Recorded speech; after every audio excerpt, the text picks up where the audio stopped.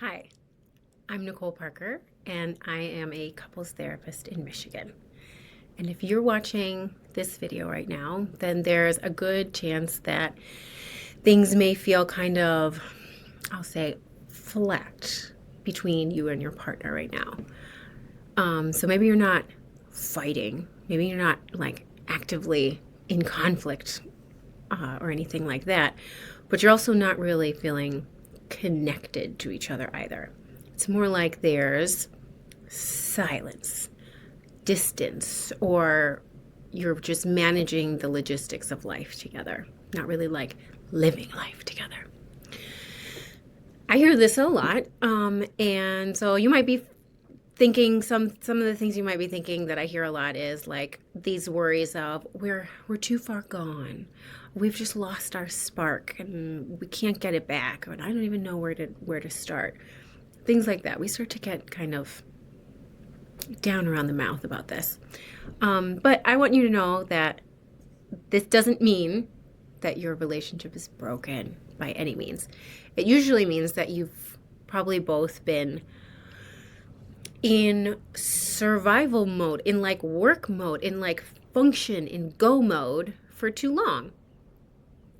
And then connection quietly slips out of reach in the meantime because life keeps ticking forward. It doesn't stop.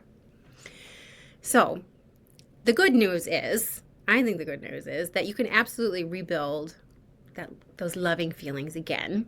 You don't have to go back in time to get those feelings back. You can have them moving forward without forcing like big emotions or worse, like pretending things are okay, and just kind of dealing with how things are when you're not okay with how things are, when you want more.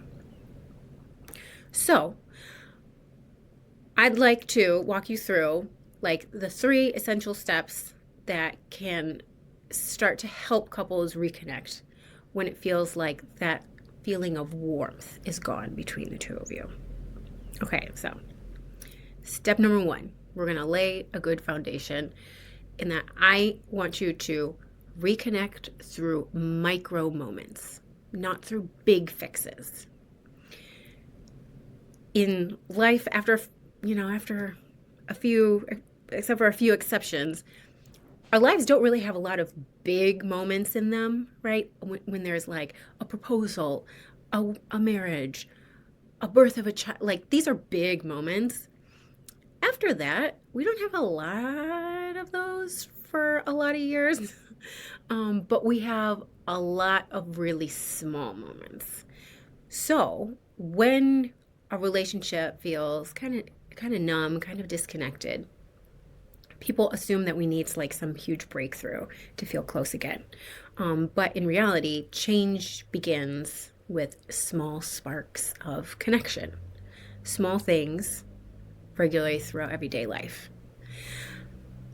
This can be a 10-second like touch, holding hands, like a hand on the leg when you're sitting next to each other watching TV, like multiple times a day, a little bit of physical touch. There's a spark. Sharing a smile together. How often do you do that throughout the day? That's a very easy thing. Just that's some low-hanging fruit.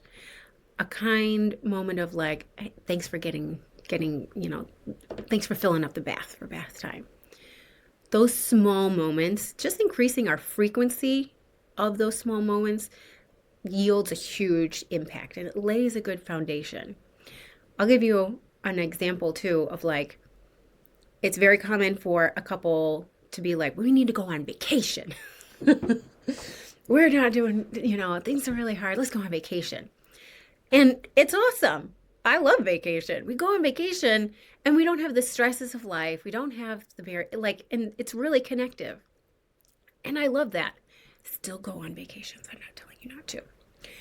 But what happens is we come back and then if nothing at home has changed, then even those big moments, right, they don't carry over into everyday life. We have to live life in the everyday life. So focusing on like those small opportunities for connection lays a good foundation for step number 2. Step number 2 is to name issues, like name the numbness without blame. It's a very important skill to be able to bring something up in a way that you're not blaming each other for the issues, right? So avoiding the topic of disconnection, avoiding the topic of feeling lonely, it's totally normal to do that. It can feel vulnerable, like opening up, like I don't want to create more problems, right? But what if one of you said, like, I miss us, right? Or I miss our spark that we used to have. Or I feel like we've been focusing on different priorities and I want to get more on the same, be on the same team, right? It can actually be a first step towards like uniting and coming back to and making the relationship a priority. It's less likely to happen if we feel like we're being blamed for that disconnection. I don't know any human that like reacts well to feeling blamed. It just doesn't bring out the best in anybody. Definitely not me. So in therapy with me, in sessions with me, we don't focus on who's at fault in any issue. No, we focus on how to talk about the hard stuff in a way that draws us closer together, not pushes us further apart from each other. All right. So bring things up, state the issue, name that feeling of disconnection without blaming each other for it. And then you're set up for step number 3, which is we need to get a map, not just a mirror. All right. It is a big complaint that I hear from couples who've tried counseling, tried therapy before. This sense of like, we just talked about what was happening over and over again. We did a lot of talking about it, but we didn't really like move forward in any direction. And I think when you are in disconnect, you don't just need insight on that disconnect. You need to have kind of a clear path, clear steps for how you're going to change that in the future. And this is why I give every couple that I work with, like, we work off of a roadmap. We have a plan with emotional teamwork and intimacy goals, because healing like a disconnection isn't about staying in counseling forever and ever. It's about bringing you back together and having you, have those tools to do that together on your own. Yeah. So if you're in that kind of space where everything feels like a little bit distant, everything feels a little bit lackluster, and you don't even know where to begin, well, let's have a conversation about it. I offer a free consultation call to couples who are feeling stuck, but not ready to give up. I don't want you to give up. No, not at all. And on that call, we'll talk about what's going on for the two of you. I want to know, like, what are your pain points? What are the pain points that you're experiencing? And then I'll help you figure out if my approach would be a good fit for you. Yeah, because you don't have to fake closeness, and you also don't have to figure it out alone.